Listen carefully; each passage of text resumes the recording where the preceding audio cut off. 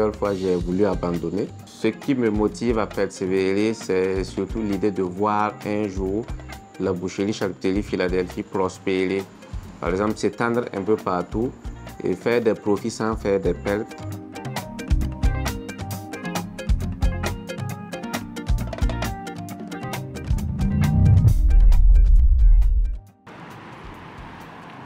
J'ai commencé par la comptabilité et j'ai fini par une licence en transport et logistique.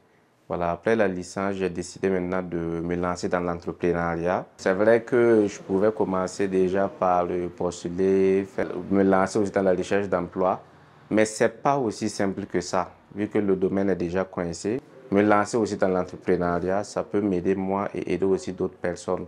Parce que sur le côté, on va créer des petits emplois aussi, même si ce n'est pas énorme. Voilà, c'est quand même significatif. J'ai commencé même en 2014, mais en ce moment, je vendais des œufs. Voilà, je passais dans les fermes pour récolter les œufs et revendre avec les alimentations, les boutiques, les fast-foods et autres. Voilà, et c'est au fur et à mesure que j'ai su que moi-même, je pouvais produire aussi les œufs au lieu juste de les récolter pour le vendre. Donc, j'ai commencé par l'élevage des poules pondeuses et j'ai continué par les coquelets pour aller maintenant par l'élevage des porcs et des bœufs, des moutons. J'ai eu quand même un taux de mortalité assez élevé, surtout dans l'élevage des porcs. Donc, j'étais obligé de liquider une partie et payer maintenant le matériel pour pouvoir commencer la transformation.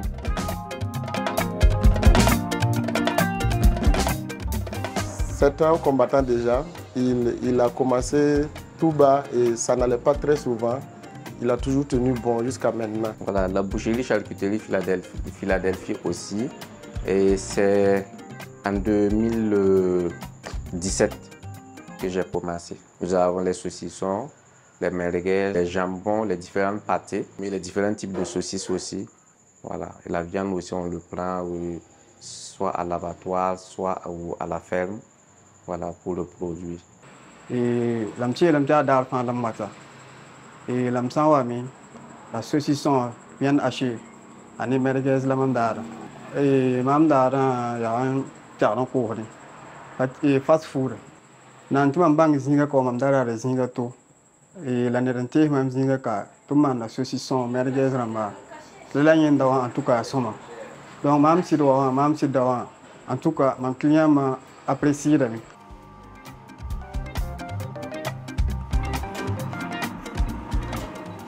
Les difficultés que j'ai rencontrées sont beaucoup plus la visibilité, le problème de visibilité, les méventes, les problèmes financiers.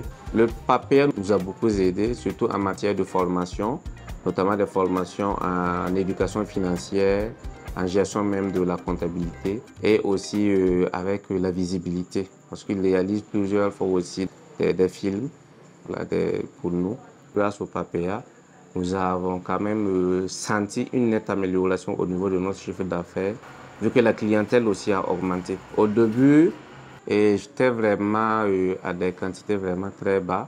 C'était environ 10 kg de viande, 15 kg de viande. Mais actuellement, avec les partenariats et autres, la visibilité et tout, je suis à des tonnes. À la fin de la semaine ou à la fin du mois, quand je dois arrêter les comptes, je me retrouve avec des tonnes de viande produite.